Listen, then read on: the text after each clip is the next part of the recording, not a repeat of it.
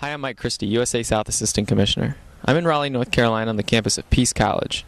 Recently, the USA South conducted a 2-day educational summit covering the topics of hazing and how to use social sites responsibly.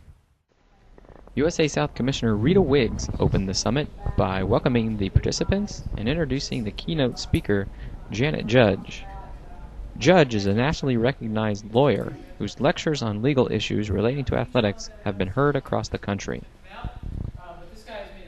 I think really what I really want student athletes to understand is the dangers of posting things on the internet, future complications of posting things that can be dangerous for them, pictures or things that they think are private that they're putting out there for everybody else to see.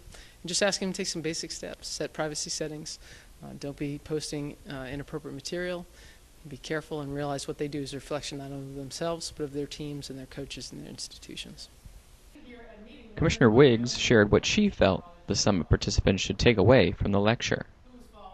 The things that student athletes can take back from that and the comments I've heard from them, it just opened their eyes about some things with Facebook and things that they post on Facebook, things that they, particularly pictures, as well as things that they say. I think that they had a realization on some things from a legal standpoint that they had not thought about before. So I heard some of the comments that they were going to go back and take a look at their Facebook and also things that their teams were posting. So I think it just opened their eyes as to the reality of anything that you post, it's out there and you can never take it back. And a standpoint from employees, potential employers looking at it, coaches looking at it, presidents looking at things that are posted or getting back to them. So I think it gave them some food for thought and some things to take back to have discussions on their campuses about those types of things from a legal perspective. The following day, facilitators from CAMPUSPEAK, an organization specializing in educational speakers and workshops for college campuses and organizations, conducted sessions with the attendees. What we hope our student athletes get out of today is a greater understanding of actually what constitutes hazing, as well as understanding how their actions can impact people. A lot of time we spent today talking about this concept of hidden harm. A lot of our students bring baggage with them to campus, and so while you may not see an activity necessarily as stressful, depending on what that student brings with them to campus, they may have a different reaction to that than what you've anticipated. We're also hoping that throughout the day they can reflect on their values as student athletes, what they find as important not just to them individually but to the team, and then how their behaviors should be reflective of those values. And we'll end the day with an action plan which hopefully some of the team captains will take back and work with their teams to get them on the same page, make sure that they all understand the negative consequences of hazing, and if there are activities that aren't appropriate, that they find better ways to accomplish those same goals through things that are safe, respectful, and healthy. The participants broke off into groups of female student athletes, male student athletes, and administrators as they discussed various topics concerning hazing.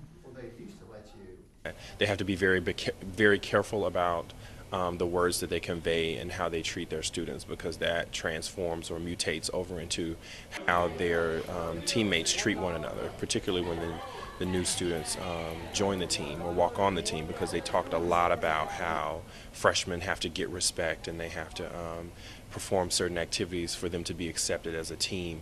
And sometimes when the coaches interact with the students, I think that they're trying to purvey or empower them to be structured and to be disciplined and to adhere to a regime, and then that matriculates over into how they treat one another. Commissioner Wiggs shared what she hoped the participants would take away from Day 2 of the summit. Activities that they're having the athletes do today will help them examine their values and decide where you cross the line, and that's actually the name of the group is Crossing the Line, and I think that's what they're talking about right now, and that's what I think it'll give them a better idea of what's good, what's positive on one side of the line, and then what becomes a negative, and also activities that the intentions are good, but sometimes the situations can change and then it becomes a very negative activity. So I think that that'll give them some food for thought and some things to take back to their campuses. 2 student athletes and 1 administrator share their thoughts on the event. It was pretty fun. We did a lot of different things that with hazing that I'd never heard of before. It definitely brought on a whole lot of new issues for me, and I know that at Ferrum College we don't have a lot of policies in place for this, so it'll be interesting for us to get a hold on this and try and take it to a new level. I've actually enjoyed last night and today. We were actually able to discuss many things that I don't necessarily see as being a female, because I don't necessarily see hazing. But it was nice to see the issues that actually go on other campuses, or actually even on my own campus, that I don't necessarily see myself. It was just a nice insight. The speaker last night was incredible, and today we had 2 great leaders that really brought out a bunch of educational aspects for hazing. I think the best resource that we got from the weekend was the alternatives that the student athletes can take back to campus. I love the breakout sessions with the other coaches and administrators where we could talk about issues on our campuses and share ideas to take back to campus and use those. So not only did it bring a lot of things to light that maybe some of us hadn't thought about before with new things such as internet sites and photos becoming available, but also just great constructive ideas that we can take back to build up our teams and the conference for success for everyone in the future.